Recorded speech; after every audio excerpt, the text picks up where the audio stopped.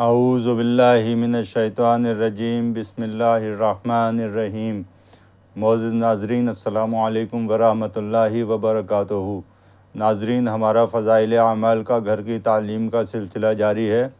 اسی کو آگے بڑھاتے ہوئے آج ہم فضائل اعمال سے فضائل نماز کے دوسری فصل کا آغاز کریں گے، جو ہے نماز کے چھوڑنے پر جو وعید اور عتاب حدیث میں آیا ہے اس کا بیان۔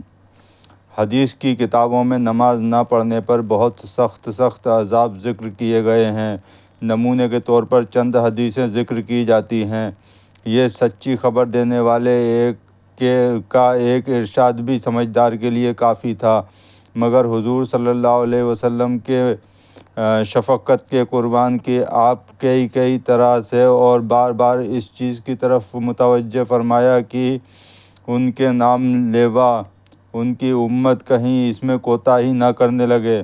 پھر افسوس ہے ہمارے حال پر کہ ہم حضور صلی اللہ علیہ وسلم کے اس اہتمام کے باوجود نماز کا اہتمام نہیں کرتے اور بے غیرتی اور بے حیائی سے اپنے کو امتی اور متبع رسول صلی اللہ علیہ وسلم اور اسلام کا دھنی بھی سمجھتے ہیں۔ اسی میں آگے ہم پڑھتے ہیں، بندے اور کفر کے بیچ نماز کی آڑ ہے۔ بندے اور کفر کے بیچ نماز ہی آڑ ہے۔ حضور صلی اللہ علیہ وسلم کا ارشاد ہے کہ نماز چھوڑنا آدمی کو کفر سے ملا دیتا ہے۔ ایک جگہ ارشاد ہے کہ بندے اور کفر کو ملانے والی چیز صرف نماز چھوڑنا ہے۔ ایک جگہ ارشاد ہے کہ ایمان اور کفر کے درمیان نماز چھوڑنے کا فرق ہے۔ فائدہ: اس قسم کا مضمون اور کئی حدیثوں میں آیا ہے۔ ایک حدیث میں آیا ہے کہ ابر کے دن نماز جلدی پڑھا کرو۔ نماز چھوڑنے سے آدمی کافر ہو جاتا ہے، یعنی کہیں ایسا نہ ہو کہ ابر کی وجہ سے وقت کا پتہ نہ چلے اور نماز قضا ہو جائے۔ اس کو نماز کا چھوڑنا ارشاد فرمایا۔ کتنی سخت بات ہے کہ نبی اکرم صلی اللہ علیہ وسلم نماز چھوڑنے والوں پر کفر کا حکم لگاتے ہیں۔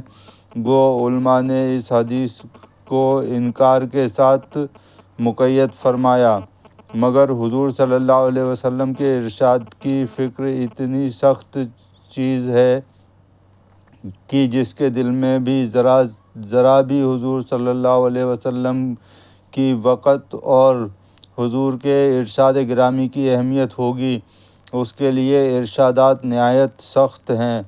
اس کے علاوہ بڑے بڑے صحابہ رضی اللہ تعالیٰ عنہ جیسے کہ حضرت عمر رضی اللہ تعالیٰ عنہ، حضرت عبداللہ بن مسعود رضی اللہ تعالیٰ عنہ، حضرت عبداللہ بن عباس رضی اللہ تعالیٰ عنہ وغیرہ حضرات کا مذہب ہی ہے کہ بلا عذر جان کر نماز چھوڑنے والا کافر ہے۔ ائمہ میں سے حضرت امام احمد بن حنبل، اسحاق بن راہویہ، ابن مبارک کا بھی مذہب نقل کیا جاتا ہے۔ اللہم حفظنا منہ، یہ لیا گیا ہے ترغیب سے۔ حضرات، اسی طریقے سے فضائل اعمال کا گھر کی تعلیم کا سلسلہ آگے بھی جاری رکھیں گے۔ فی الحال آپ سے اجازت چاہتا ہوں۔ السلام علیکم ورحمۃ اللہ وبرکاتہ۔